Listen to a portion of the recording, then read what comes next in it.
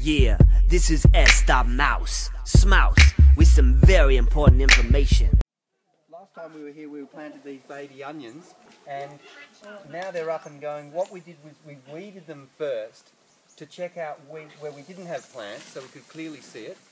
And in those gaps, we've put in some beetroot. Here you'll see where some of the gaps were formed. Rather than plant more onions, decided to plant another root crop ready to go in a seedling tray. So the priority was to get the plants we had into the ground, and so we've put like plants together. Again, we weeded it. Some of the garlics had pushed themselves up out of the earth, like here, this one here. So the group also, when they found one looking like that, to rebury that. That's the roots pushing itself up out of the ground. So we reburied that and just covered it with a bit of soil. The Florence fennel were ready to go, and you can see there how the bulb has really swollen. So they're obviously ready. They're pretty large. We also today harvested spring onions, and this is our carrot harvest for the day. Are they radishes? In there as well. Yeah. And here we have some of the greens we've been growing: kale, vivid choy, and the two different types of kale, the curly kale and the purple kale.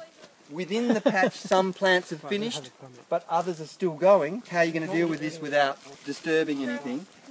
So here we had broccolini, which is now pretty much come to the end. It's been harvested over and over many times. It's not going to produce us very much more food, but the cauliflowers would like room to expand.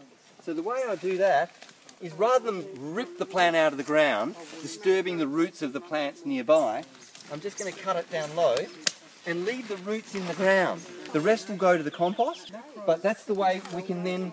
And leaving the roots in the ground also, around the roots is a whole lot of microbiological activity, and you disturb that every time you pull up roots. The carrots came out of this patch, even though some were small and some were big. The space, because we had broccoli seedlings to go in, and so that's a root crop followed by a flower crop, which is a good rotation.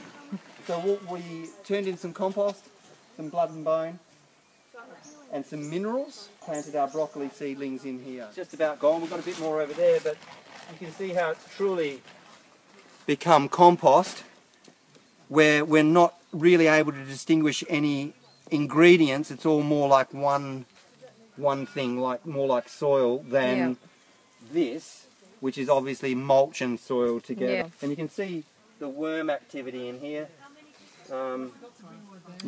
Your normal garden earthworm, and also we've got, in the hotter parts, there'll be some compost earthworms which like it richer and redder. Here we've got some celery, beautiful organic celery growing. That's just about up for a harvest. You'll never grow it like as big as it is in the shops, but it has much more intense flavour, so you need to use less of it. And that's it. Great, thank you.